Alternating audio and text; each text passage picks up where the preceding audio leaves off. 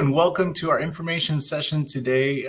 My name is Enrique Hasso. I'm the director of TMDSAS, and we have joining us today the team from the brand new UT Tyler School of Medicine joining us.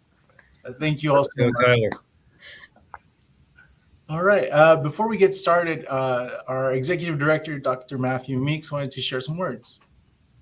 Thank you, Enrique, and good afternoon, everyone. We are so excited to be here today, joined by our colleagues from UT Tyler School of Medicine to share with you about their distinct mission and vision and their plans to improve healthcare in East Texas. And there was a recent report that was published just a few months ago by the Department of State Health Services that described the healthcare disparities across Texas and highlighting the need for more representation of medical practitioners across the state, including in East Texas. And now we are so excited about the establishment of UT Tyler School of Medicine and what it means both for residents of East Texas and for our applicants to have a medical school in the region that will prepare students to make a difference in that community and beyond.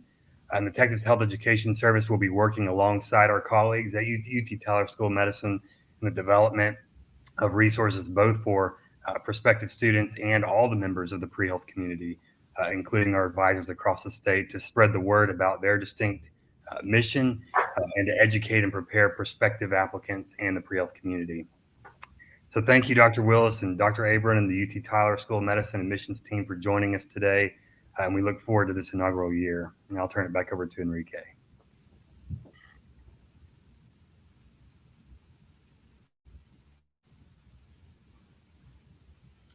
Enrique, you're muted, I think. Oh, thank you. The joys of live sessions, right? Yeah. I was going to ask Dr. Willis if you wouldn't mind helping to introduce the team. So I guess I'll go first since you called on me. I'm Brig Willis. I'm lucky enough to be the founding dean of our new medical school here at UT Tyler. I'm a longtime educator, but also a pediatrician by trade. Came here most recently from University of California, Riverside School of Medicine. Prior to that, spent a lot of time at University of Arizona in Phoenix, and before that was at UT Southwestern in Dallas. So it's kind of a return to home for me coming back to Texas, and just very excited to be here. So I'll just go through my Zoom window here, and I'll start with Dr. Kathleen Jones. Howdy, Kathleen Jones. Thanks, Brig. I am a pathologist by trade, and I'm lucky and honored to be the Assistant Dean for Scientific Foundations, which means that I will oversee the pre-clerkship portion of our curriculum. And I'm just looking forward to engaging with you all and hoping for wonderful, bright things in Texas. Thanks. Thank you, Kathleen. And next I have Amanda. Hi, everybody. My name is Amanda Lynn. I'm the Director of Admissions here for the UT Tyler School of Medicine. I'm extremely excited to see what our program will do, not only for Tyler, but East Texas and Texas as a whole. Thank you. And next we have Dr. Crystal Bryce. Hi, everyone. I'm Crystal Bryce. I'm the Associate Dean of Student Affairs. So I am all about how do we help our students be successful and ensure that you're successful not only now, but as you're applying to residency and all of the next steps. Excellent. And finally, Dr. Abram. Greetings, everyone. My name is Dr. Giselle Armand Abram, and I serve as the Associate Dean of Admissions. I'm looking forward to working with each of you, answering your questions and helping you navigate and be successful in our admissions process. So Enrique, that's our team. We're super excited to be here and to see all the comments coming in, and excited to share more about our school. Yes, thank you all so much for joining us today. I know finding this many folks to synchronize our times to meet for a specific meeting like this is quite a feat. So thank you all so much for joining us. For those of you watching, I do want to remind you this is a live Q&A. So as you have questions for our group today, please drop them in the Facebook chat or on YouTube, and we will see those comments. We will get to them at the end of the session, so please stick around to make sure that your questions are addressed. But before we dig into that, we actually have an information session that the UT Tyler team would like to host. So we're going to go ahead and move in that direction. All right, I think I'm going first with this. So welcome to everybody watching. Seriously, this is the culmination of a lifetime of working in medical education and the opportunity to start a school as innovative, and exciting, and mission-driven as UT Tyler is something I've always wanted to do, and I'm incredibly honored and humbled to do now. And hopefully a lot of you will be a part of our school as we move forward. So I just wanted to share some information, and then others in our team will take it from me. So next slide. So these are all our team members who we already introduced. Myself, Amanda Lynn's our Director of Admissions, Dr. Abron's our Associate Dean of Admissions. Next slide. Dr. Crystal Bryce, our Dean of Student Affairs, and Kathleen Jones, our Dean of Scientific Foundations. And first of all, I hope you can see that we don't believe in silos here. Everyone works together.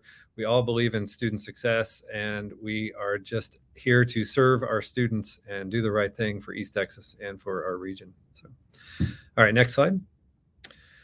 Okay, so Dr. Meeks kind of talked about this a little bit. Why do we need a medical school in East Texas? There's a number of reports, including the status of health in East Texas that came out last year, showing really dire health outcomes in East Texas. And I don't have to talk about the specific statistics, but we'll see a graph in a minute showing that. But we have some of the worst health outcomes in the country in East Texas. And part of that is related to a shortage of physicians. The AAMC nationally predicts that there's going to be a continued shortage of physicians between 54,000 and 139,000 physicians. But the most alarming gaps are in primary care and rural communities, which is exactly what we have in East Texas. So we need more investment to healthcare, and we need to have a medical school to provide the physician leaders who can lead teams of health professionals that can provide that healthcare. Next slide. So this is what I was talking about, the composite graphic of poor regional health outcomes, just to demonstrate among all the counties in Texas, 26 of the 35 counties in Northeast Texas region ranked in the worst two quartiles in the health outcome score. And so if you look at this graphic, dark colors are bad, and you can see most of East Texas is pretty dark colors.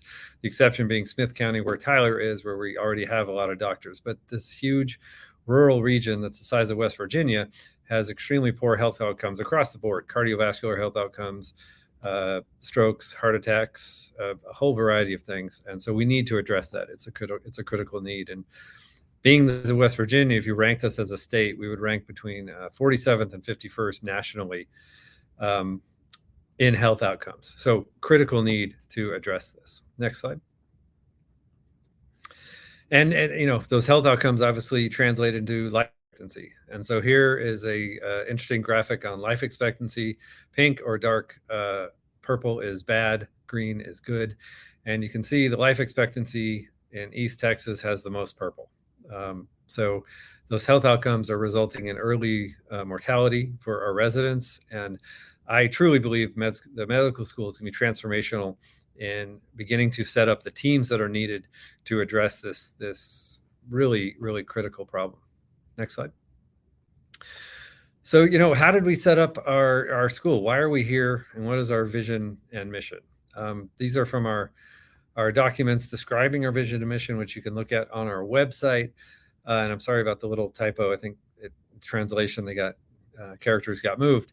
But I wanted to highlight, and I don't need to read the whole thing, but in our vision and in our mission, repeatedly, and in almost every paragraph, we're talking about improving the quality of life, reducing health disparities, partnering with the community, and doing everything in a partnership to eliminate health disparities and improve access to healthcare. That's why the school is here, right? To focus on working with the community as a partnership, not as some ivory tower, but embedded in the community, engaging with community members, to focus on preventive care, primary care, to reduce health disparities in our region. So this is just incredibly inspiring to me to be able to build something that explicitly focused on improving the health and quality of life for an entire region. Next slide. So the foundation of what we have here, I think it's the strongest foundation for any beginning medical school I've ever seen or been a part of. I've helped establish 4 medical schools before coming here. And we have everything we need for an incredibly successful school. We have a committed and supportive community. I have never seen the outpouring of support like I've seen in Tyler and throughout East Texas since I've been here in the last months in establishing the school. It's so exciting. We have an incredibly strong clinical base that a lot of schools when they're starting up might not have. We have UT Health East Texas as our core health system with multiple facilities throughout the region, both outpatient and inpatient with across the spectrum of specialties. Something people might not know is that we have a really strong basic science operation already here at UT Tyler, both on the health campus and the undergrad campus. So a wide variety of basic science research operations. Clinical research, very strong here across a variety of specialties, trauma, cancer, a bunch of different things. So clinical research is going strong. Really strong allied health training, which to me is incredibly important because,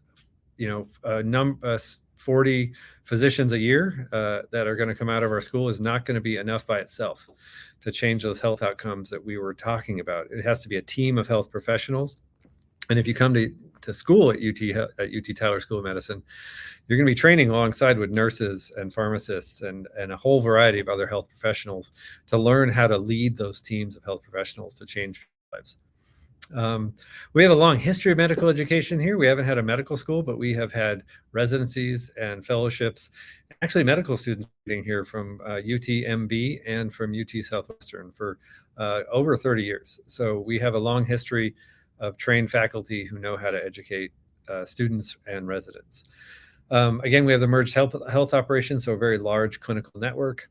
And interestingly, I don't know if people really care about this for us, but for us, it matters a lot. We actually merged our health campus with the undergraduate campus, which has opened up whole new worlds for me in setting up really innovative educational programs with other specialties such as humanities, ethics, chemistry, engineering, business. So a variety of educational partners we have to augment the medical education is really exciting to me. And actually kind of interesting, important, there are no other medical schools in this entire region. Again, a region the size of West Virginia, it's kind of crazy that there are no other medical schools. So we have a huge opportunity to spread throughout the region and do good and help people. Next slide. Okay, this is just kind of fun for me as I go through talking about our school. But I don't know if in the comments, you guys everyone who's listening, feel free to answer this question. What are the top characteristics you would want to see in a physician that was taking care of you? So I don't know, Enrique, if we can wait for a couple of comments. Don't be shy. We're trying to get interaction here with our audience. Empathy. All right, good. Personable. I'm liking this. Empathetic.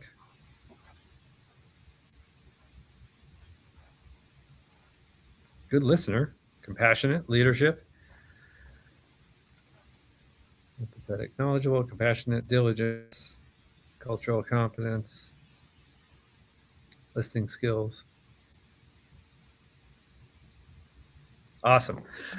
These are all exactly, I would have agreed with every single one of these things. And what's really interesting here, and we're going to get to this in the next section on admissions and the type of students we're looking for, focus on other life circumstances. I love that. Working with other health professionals. But what's interesting about this entire list is nobody said a really high MCAT as the characteristic they would want in their physician, right? Nobody said a GPA of 4.0, right?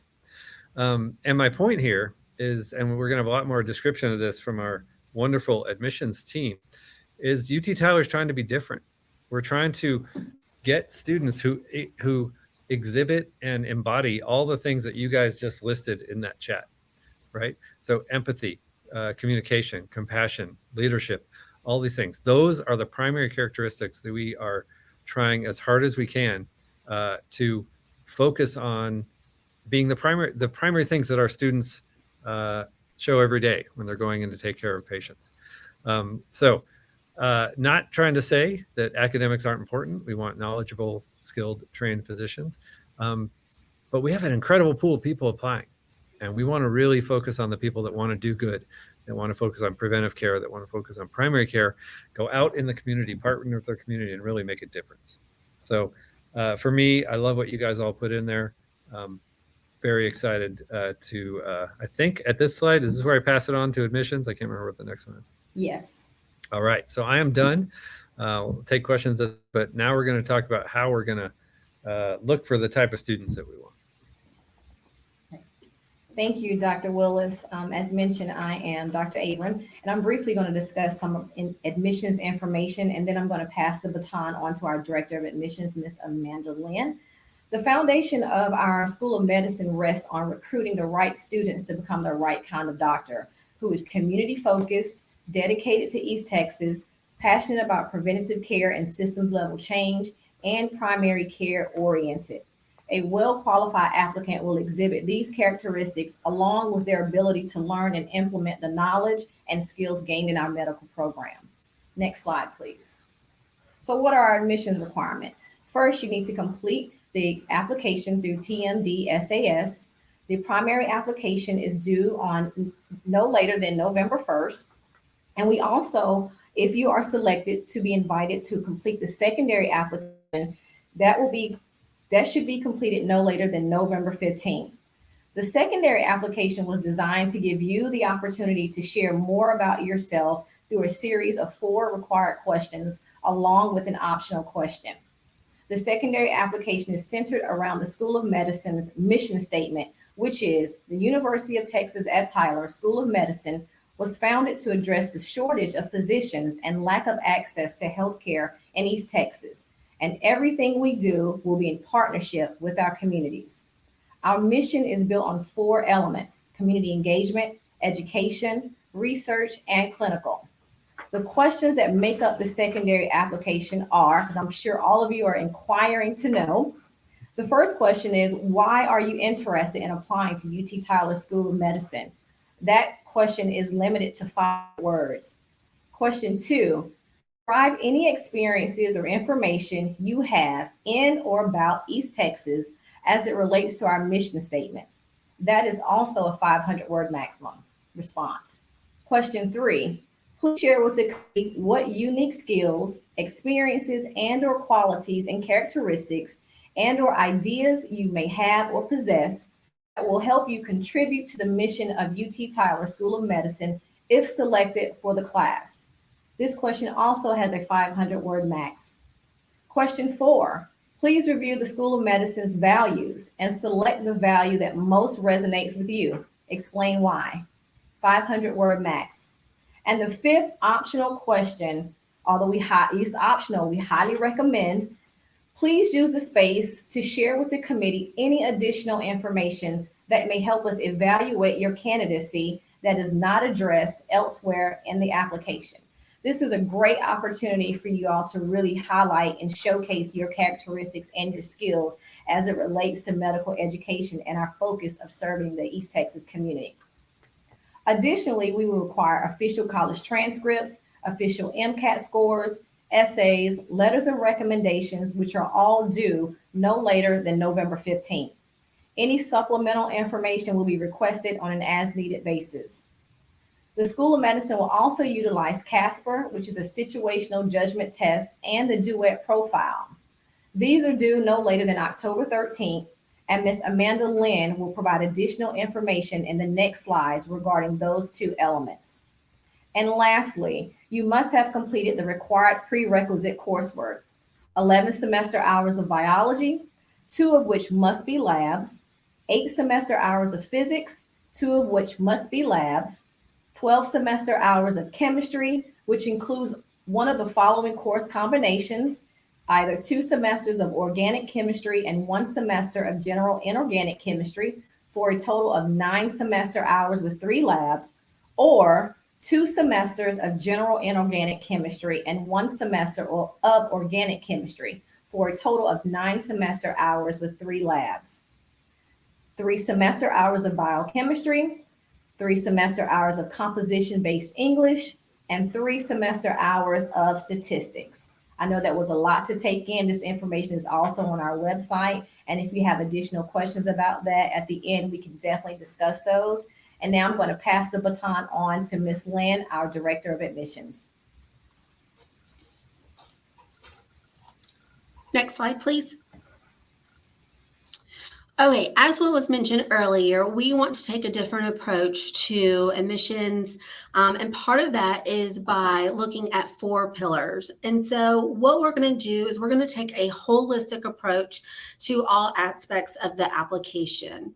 The first of our 4 pillars is going to be the Academic Preparation Index, and you can see that the information that we used to develop this was taken from national AAMC data, and it's going to focus on students who are academically prepared to be successful.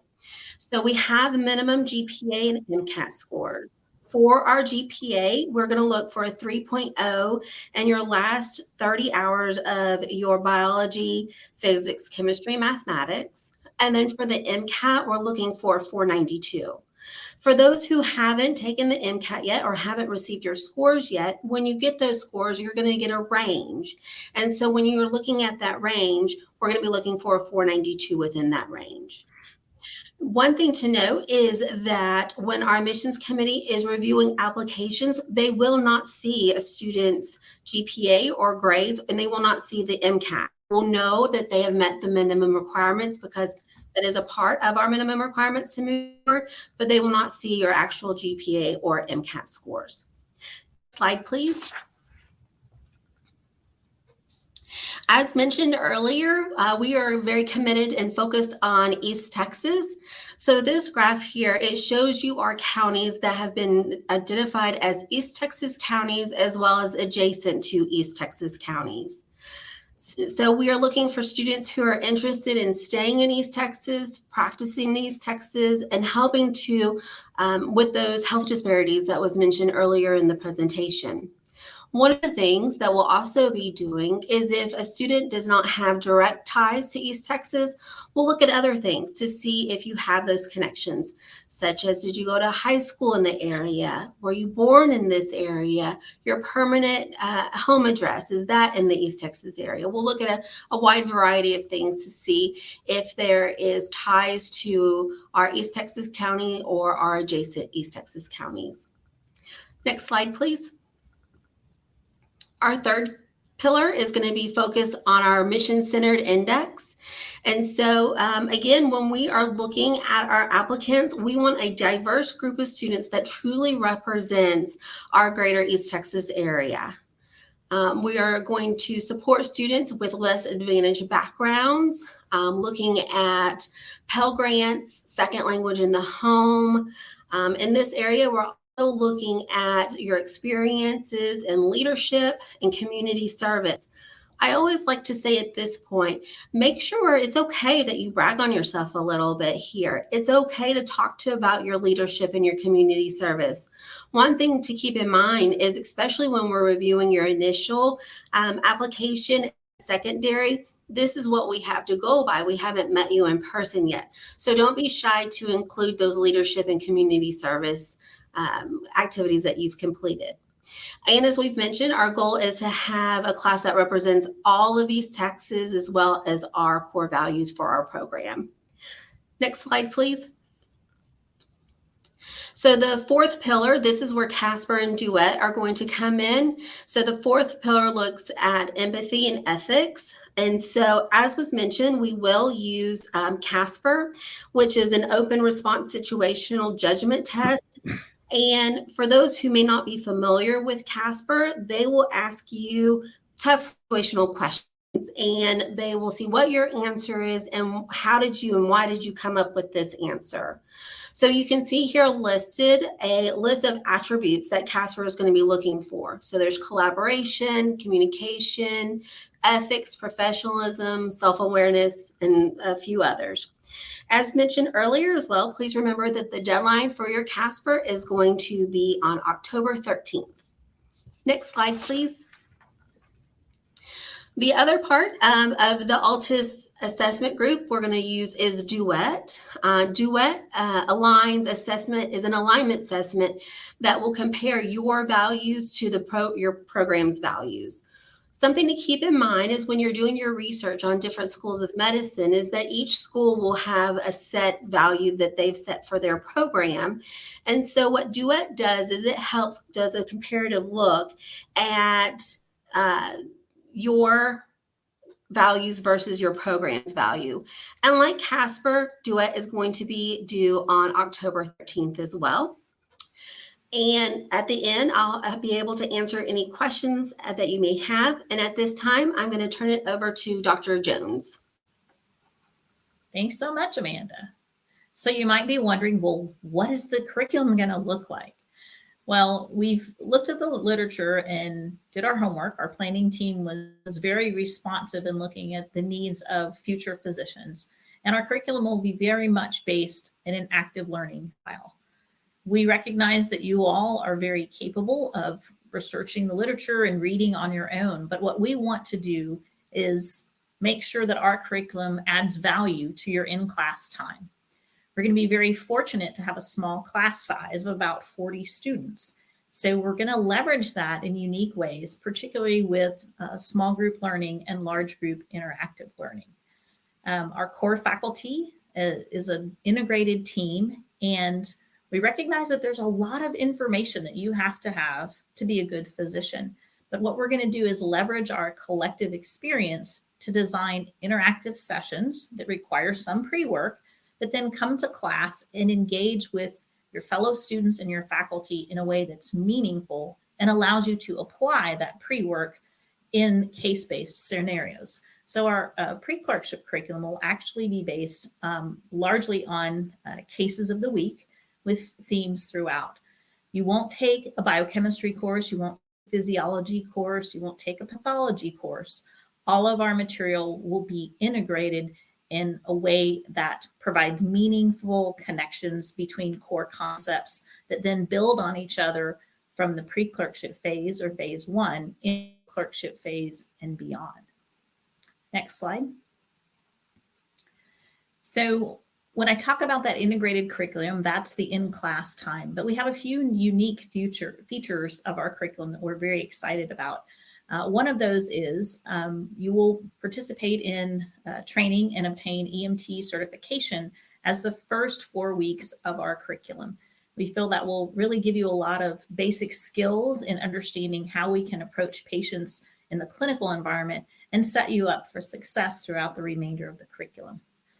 Our curriculum will also include components of leadership, which we feel is very important and mission focused, as well as training in health systems science to understand how the care of not only you as a physician, but your care within the context of health systems is so important and can be integrated and leveraged to the benefit of patients.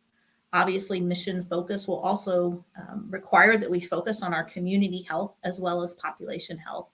And we're also going to really emphasize integrative health, which would include topics like how exercise can actually be an important prescription for some patients, as well as nutrition and educating your patients about nutrition in a way that is actually works to their benefit and serves to potentially even educate the families and the communities about that.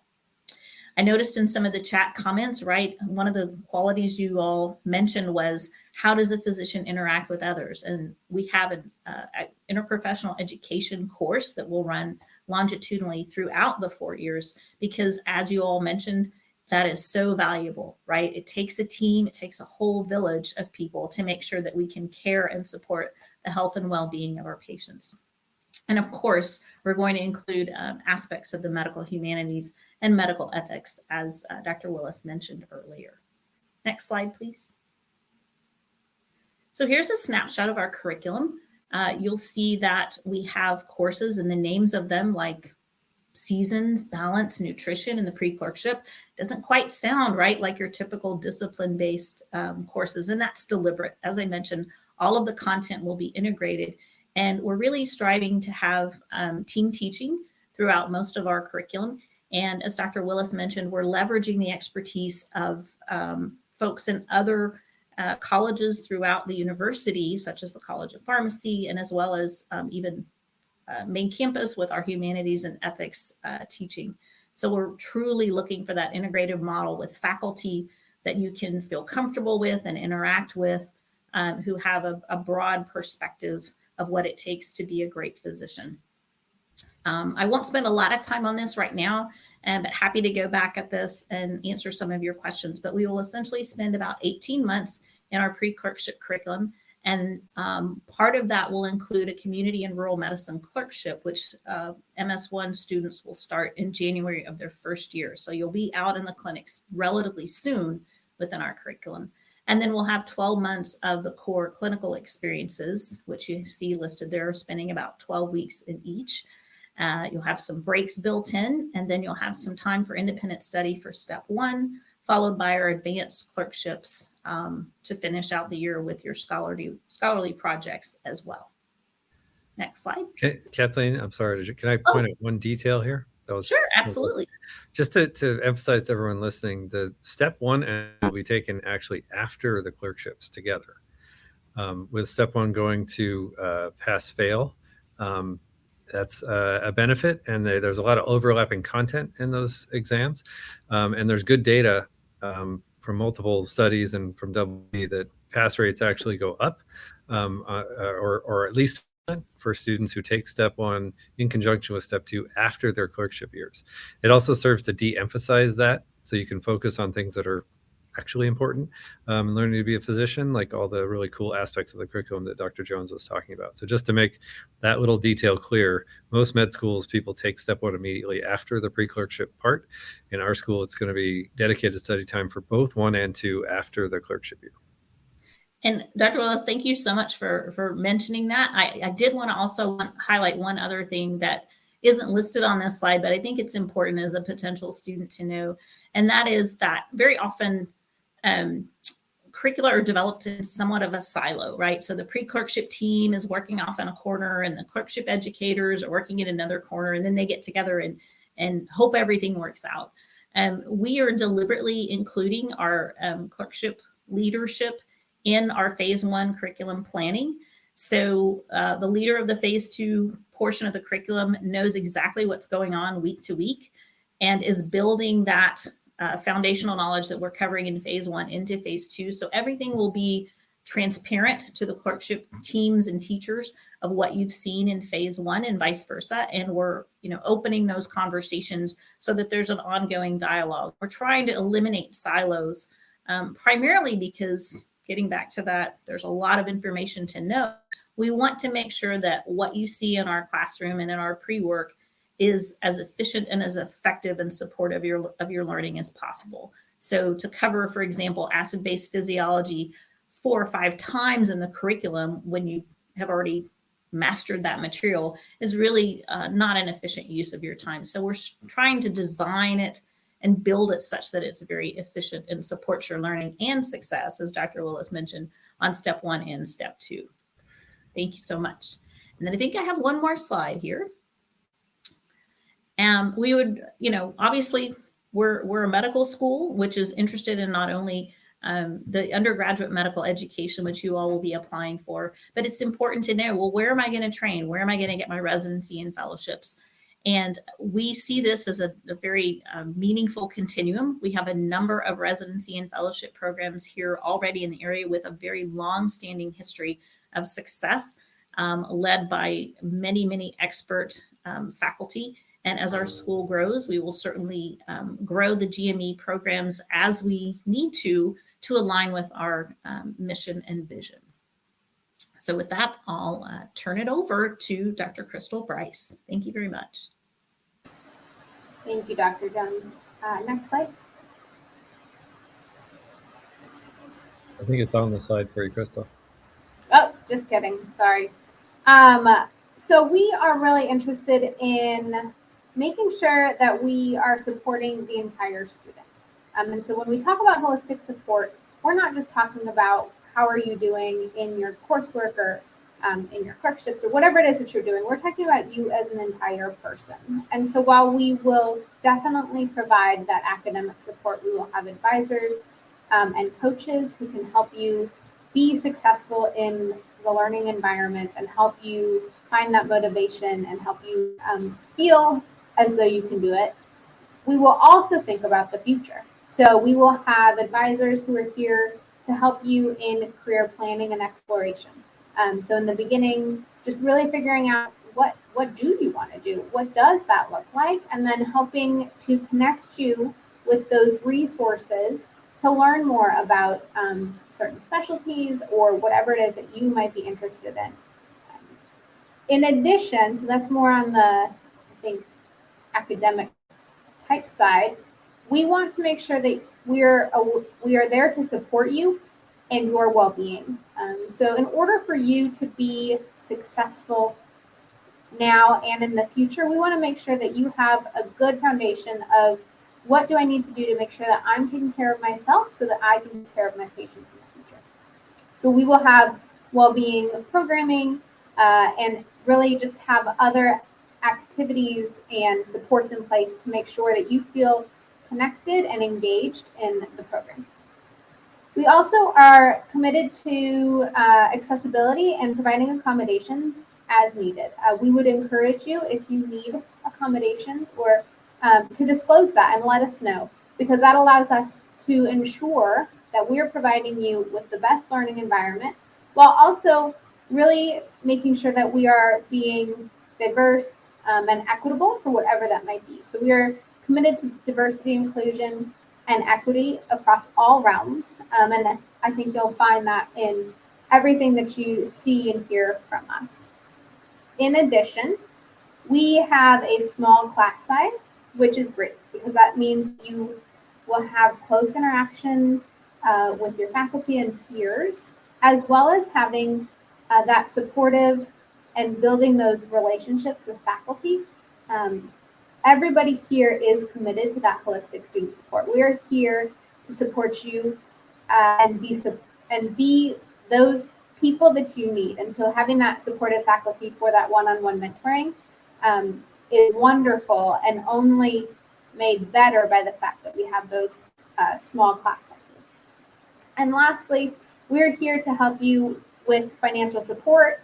We will have scholarships available, and we're also here to help you with financial literacy so that you can start to prepare for what that might look like in the future. And I'll pass it off to Dr. Lewis. Muted. There we go. Sorry about that. Yeah, thank you all to the team. What I'm just so excited to see this coming together. Everyone's been working really hard over the past year and a half to get this going. But I really want to focus us on the impact, and why would you want to be a student here, and what can we do as a school with you guys as students? Again, going back to the beginning of the presentation, our entire mission, existence of the school is to improve health outcomes and disparities in East Texas. And it's important to really focus on the specific words there, right? Because we're trying to recruit students and produce doctors who are focused on those things, right? So what kind of doctors and what kind of focus would really change health outcomes and disparities? And that's going to be preventive medicine, primary care, a community focus, and for students to want to stay in East Texas. That's why we're here. We want to, again, partner with and enhance the effectiveness of our community organizations. As I see it, 40 doctors by themselves aren't going to make a very big difference. But a doctor, as a team leader of health professionals who partners with multiple community organizations, can have an incredible exponential effect in a small town in East Texas to change health outcomes. That's what I want to see. I see that medical school is also being able to dramatically increase social mobility of the region. Through expansion of health professions careers. Somebody who comes from a family who's never had someone go to college before becoming a physician or a nurse or a pharmacist is generationally changing for that entire family. And I think it's going to have a huge effect on communities throughout our region. Obviously, it's great for a university and the region to have a medical school, and us being the first and only medical school in the region is really important. And, we want to focus on research as well. We want to generate new knowledge, but we want that knowledge to be specifically related to the health issues of the communities of East Texas. So whenever I'm talking to people about new research programs, I ask that question: will this benefit the communities of East Texas? And so every single day we're looking at that, from education to research to clinical care to community engagement, is how can we really make a difference? And I'm just inspired and excited to be here, excited to work with this incredible team. And with that, I think we'll stop talking at you and lecturing at you, since we try and avoid that in our curriculum anyway, and jump to the Q&A part. Again, any questions, we have a website, we have a specific email here for admissions, and let us know if you have any questions. But happy to jump to the Q&A part now, Enrique. I do have a point of clarification, Dr. Willis. Enrique has informed us that TMDS will request official transcripts to be submitted to UT Tyler School of Medicine once the applicant receives their acceptance offer. So I want to make sure I clarify that. Thank you, Enrique, for bringing that to our attention. I love that we can work together, and you can call us on any miscommunication that we share. I appreciate that. So I hope that clears up that aspect for everyone. And then I'll turn it over to Enrique for additional. Thank you so much. Thank you so much for that clarification. You're welcome. I heard that, and I could already hear thousands of applicants asking us that same question. So I'm glad we could address it here. Thank you. All right. Well, we have some really fantastic follow-up questions that have come into the chat as we were going through the presentation. So we're going to go from the top. How can someone from the Houston area show their interest and commitment in serving the patient population that UT Tyler will serve via their personal statement or activities?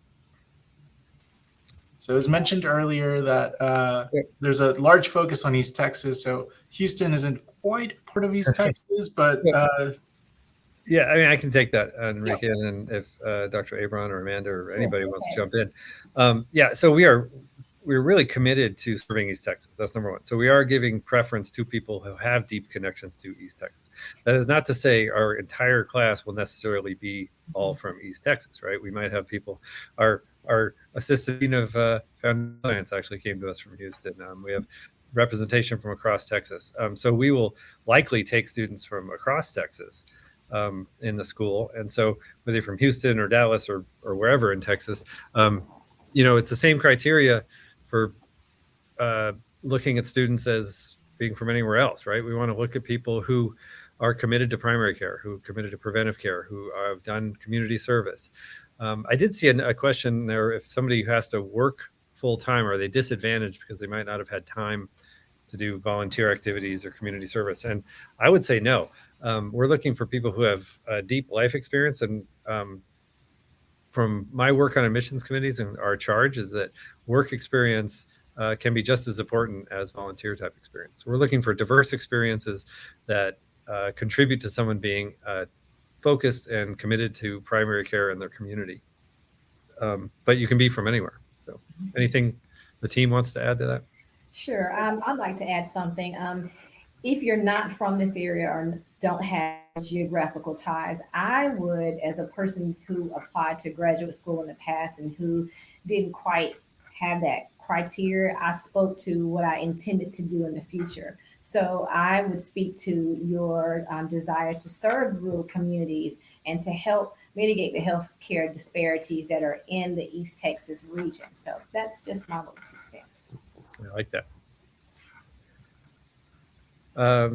The next question I get, is that one, Enrique, we're supposed to go to that next one that's showing? Sure. Let me go ahead and get our next question here. Are online science prerequisites acceptable with a lab in person?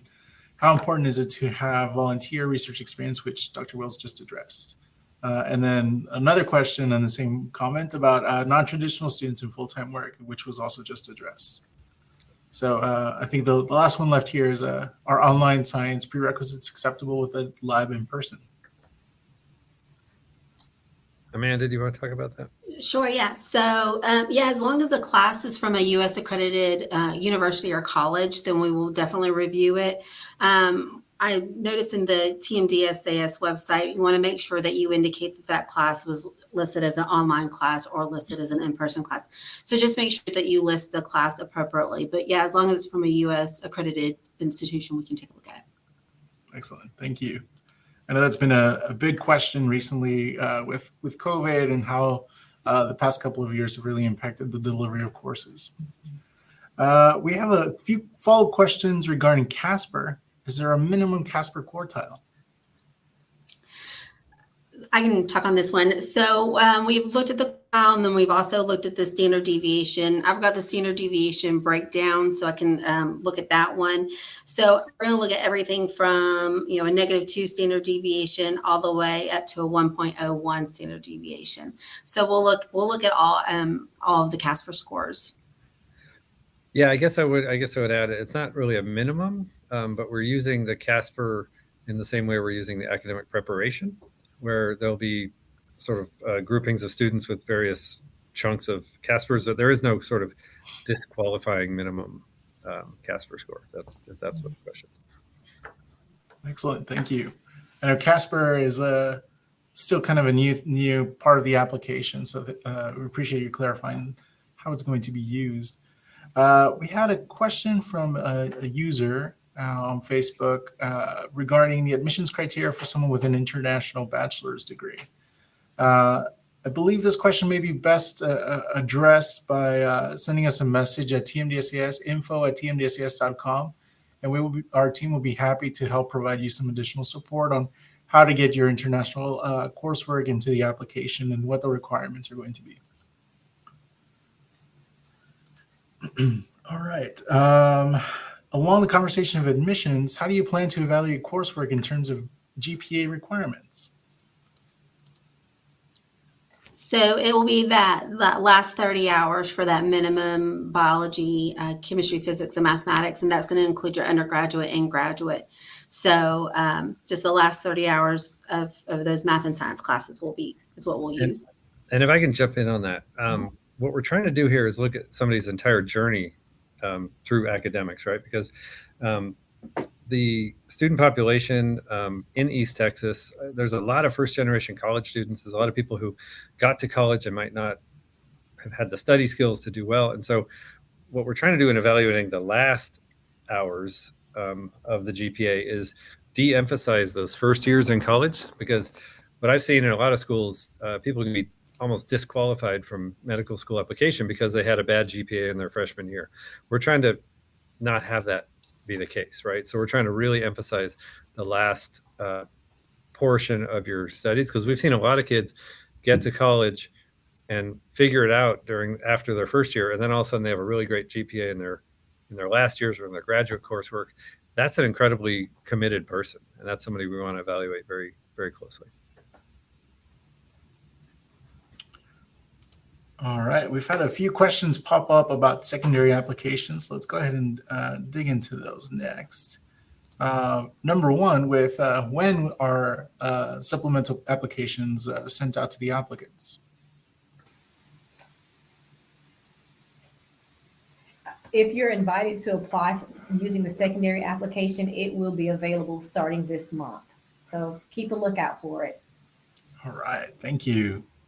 And then a quick follow-up to that one. If applicants have used the fee assistance program through AAMC, are they able to use that to help offset any costs? There's no fee for the secondary. So no fee. So I'm sure that's music to all of our applicants' ears. There's a free secondary application out there. All right. Let's see. We've had a couple of additional questions regarding the interviews. Can you talk a bit about how interviews will be structured? Sure. I can start off with that one, and then please feel free, anybody else, to jump in. So the goal is to do in-person interviews. Of course, we're keeping an eye out on everything, and we'll adjust if we have to. And we're looking at doing a MMI setup for our interviews with group activity, as well as some tours, a Q&A session, and some information sessions from Dr. Willis and team. I'll add a little bit to that. We're actually also looking to send out invitations to interview in September. Mm-hmm. All right. You can hear the scratches on people penciling in September into their calendars. All right. We have a few follow-up questions regarding the curriculum discussion. And I know that there was a very popular discussion that we had. Will there be physicians from all over East Texas involved during the clinical and practicing physician time? I can take that first if that's okay. Absolutely. UT Health East Texas is really an exciting partner to have. We have clinics and actually residency programs all throughout East Texas. And so we're partnering with multiple institutions in multiple parts of the region. And so the short answer is yes, we're going to have many positions for many parts of East Texas. Great. And then another question in that same realm: how often are patients seen during the didactic years? So when the students start in the rural medicine courtship, which actually begins in January of the first, they will be seeing patients as soon as they start. So we're hoping to have a lot of rich clinical experiences early on. Obviously, in our doctoring course, which I didn't spend a lot of time on, but we're calling that the TOPS course, students will have opportunities to engage with patients as well as standardized patients in those settings as well. Excellent. And also, I mean, I can add to that the EMT training. So students will be doing many hours of ride-along patient experience. So many, many different ways. Absolutely. Thank Great. you. Then another question in that same area: do students rotate throughout East Texas or mainly throughout Tyler? It will be throughout East Texas. That's why we want to make sure we get that rural medicine emphasis. So we're balanced between activities in the Tyler clinics as well as in the rural medicine, more far-reaching. Yeah, I mean, we already have GME programs in Athens, Pittsburgh, Jacksonville. We're all throughout the region, so our students will be involved in all those areas. Excellent. And that fits right in to the discussion that we had about the mission of the school and commitment to the region, how we see it coming up in involving the community in education. That's a huge, huge deal. Let's see. Here's a question, I think a little bit closer related to the admissions process. What kind of experiences does UT Tyler value the most? Some schools tend to have a little bit more focus on certain areas. For example, UT Tyler sees medical medicine experience, prior EMS experience, or applications focused on working with disadvantaged populations. Is there a specific activity that you would like that a competitive applicant should have? I'm happy to speak on this one. In my personal opinion, and again, guys, please feel free.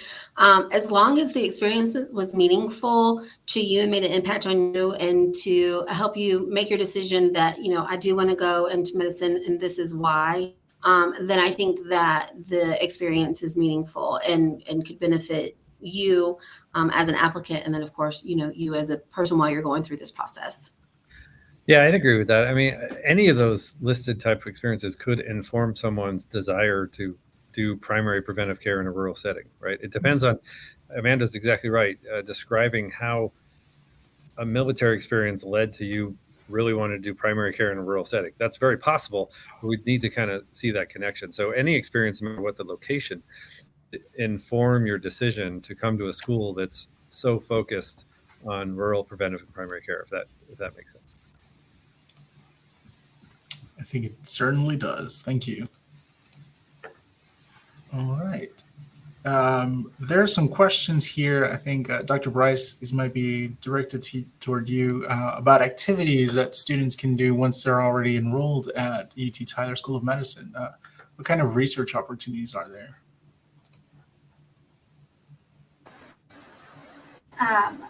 So that's a great question.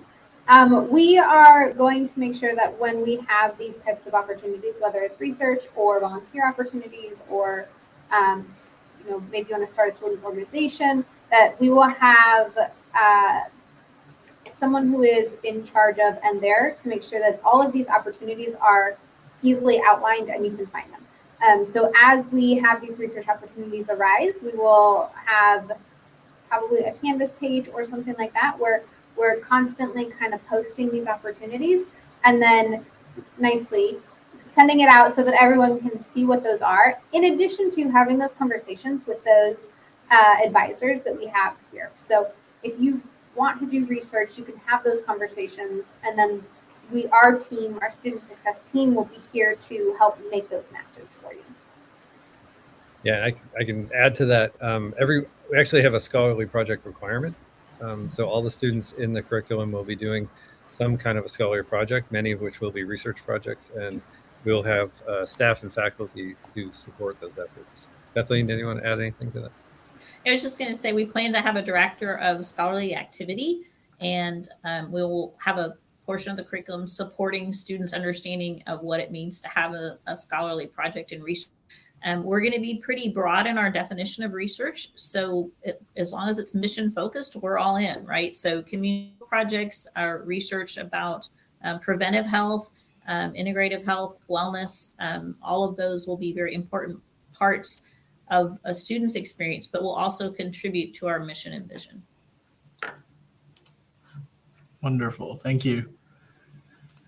I know that we discussed how community is involved in the education aspect, but there's someone asking specifically if there are opportunities to learn or volunteer at a free clinic during the clinical years. I mean, I can take this also. We are already partnered with multiple community clinics and free clinics. We're partnering with St. Paul's here in Tyler, Bethesda Clinic. We're setting up a really cool clinic. It's called Clinic Under the Bridge here for unhoused populations. So even before the school has started, we have multiple opportunities for that. And yes, student affairs will definitely be, I'll be working with them closely to set up as many free clinic opportunities as we can. We're also partnered with the East Texas Food Bank and multiple other community organizations to do that really on the ground community engagement that I was talking about. Thank you. I have a couple of follow-up questions regarding admissions. When will acceptance be extended to applicants? I can answer that. Acceptances will begin starting October 15th, which coincides with all the other TMDSAS acceptances. For out-of-state applicants, those are outright acceptances. For Texas resident applicants, those are pre-match offers. However, for the second half of the question, how many applications are you all anticipating? And perhaps a quick recap of how many spots are available. I can talk about that one. So as far as how many spots we have available, we are going to have a class of 40 students. And then as far as the number of applications we're anticipating, roughly 6,000, between 5,000 and 7,000 is kind of what we're thinking about and looking at. I would like to add to that, those 40 that will make up our first cohort will all receive a scholarship to take care of their tuition and fees for their 4 years of medical school. Oh, great timing. What kind of scholarships are available? That's huge news. Huge news. And I mean, I can add to that. One of my primary missions right now as dean is building our scholarship endowment further, even beyond that. So try to have a very robust array of need-based scholarships and those kind of things to help with living expenses, and then also beyond the class. So we're working on that as we speak. Wonderful. All right, and we're going to have one more question here regarding reviewing admissions for a reapplicant or for non-traditional students. Is that process different for you all? Nope. Didn't think so. We can't say that enough times. I guess for us, we don't have any reapplicants, right? I know they're reapplying to med school, but they're first for us. So we're happy to have them. Yeah. Well, we are at our time now. So I do want to share, for those of you that are currently applying to TMDSAS, to UT Tyler School of Medicine through TMDSAS, to add the school, if you've already submitted your application, please visit our website, and we have a form that you will complete. Through that form, we'll add the school to your application within 5 business days or a week. If you have not yet submitted your application, then you can go to your select school section and just check mark for UT Tyler School of Medicine and submit your application. We're working through this is that time of the year for our application cycle. So we're really excited to finally have our 21st member institution. Before we end the session, I'd like to pass it back on to you all if there are any final words of encouragement you'd like to share to prospective applicants. No, I just hope everyone's as excited as I am about this, what I consider a really amazing school. I have not been at a school with this much, again, community support, focus on community engagement, and mission-driven applications of everything we do every day, from curriculum to student affairs. And I love our team, and we're excited for some of you to join us as students next year. And Wonderful. Dr. Willis, I would like to jump in. I saw a few questions about the curriculum. It will be pass-fail, and it will be integrated with interactive. I noticed someone was asking about lectures. We are striving for no lectures. Thanks. Music to folks' ears. I know, right? Excellent. Yeah. Well, thank you all so much once again for taking the time to join us. Give us a quick introduction into the brand new UT Tyler School of Medicine. And so on behalf of UT Tyler School of Medicine, the Texas Health Education Service, and TMDSAS, we'd like to wish each one of you all the best of luck in your application. We're all here to help you succeed. So if there's anything we can do, please do reach out. And we look forward to seeing your application at our desk. So all the best of luck, and we'll see you later. Thanks, everybody. Take care. Bye. Thank you.